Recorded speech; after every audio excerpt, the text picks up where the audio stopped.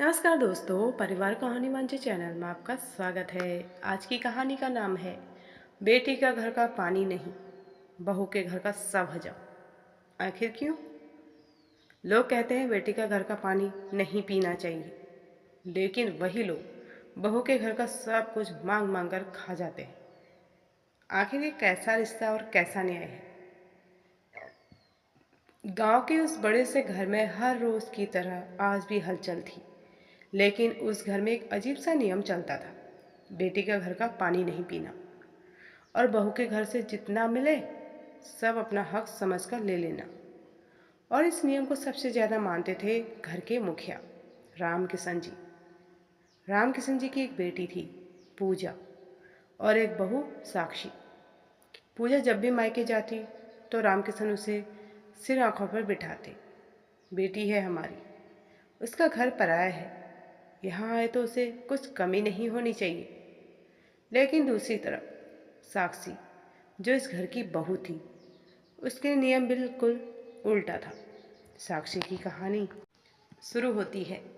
साक्षी जब इस घर में आई थी तो उसने सोचा था कि यह उसका अपना घर होगा, लेकिन धीरे धीरे उसे समझ आ गया यह घर उसका नहीं बल्कि उससे लेने वाला घर है।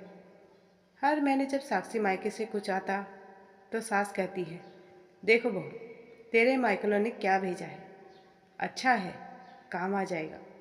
और अगर कुछ ना आए तो ताने शुरू। आजकल के माँ बाप बेटी भेज दी बस, जिम्मेदारी खत्म। साक्षी चुप रहती, क्योंकि उसे बचपन से ही सिखाया गया था ससुराल ही असली घर होता है।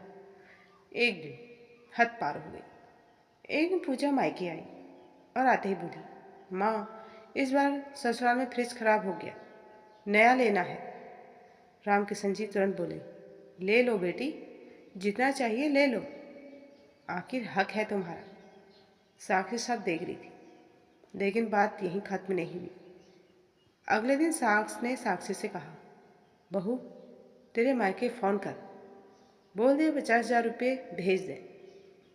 साक्षी हैरान, क्यों माँ जी? अरे पूजा के लिए फ्रिज लेना है। साक्षी का दिल वहीं टूट गया। उस रात साक्षी रो थी। उसका पति अमित आया। क्या हुआ? साक्षी बोली, अमित, क्या मैं इस घर की सिर्फ पैसे लाने के लिए हूँ? अमित चुप था, क्योंकि सच वही था। कुछ दिन बाद साक्षी के पापा बीमार हो गए। उसे मायके जाना पड़ा। वहाँ जाकर उसने देखा उसके पापा इलाज पैसे के लिए परेशान थे और उधर के ससुराल में उसके मायके से पैसे मांगने की बात हो रही थी। उस दिन साक्षी ने फैसला कर लिया। साक्षी का जवाब, जब वो वापस आए तो सास ने फिर वही बात दोहराई, बहू, पैसे का क्या हुआ? इस बार साक्षी चुप नहीं। वह बोली, माँ जी, एक बात पूछूं? हाँ पूछ। जब आपकी बेटी के घर जाते हैं तो पानी भी नहीं पीते, क्यों? वो रिवाज है?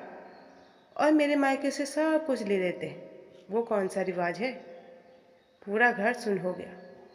जिससे बेटी ली उसके घर में इतना संकोच, और जिससे बेटी ली उसके घर में इतना हक। मैं बहू हूँ, लेकिन बेटी भी हूँ किसी की। अगर मेरे पापा के पास पैसे नहीं हैं तो क्या मैं इस घर के रहने लायक नहीं?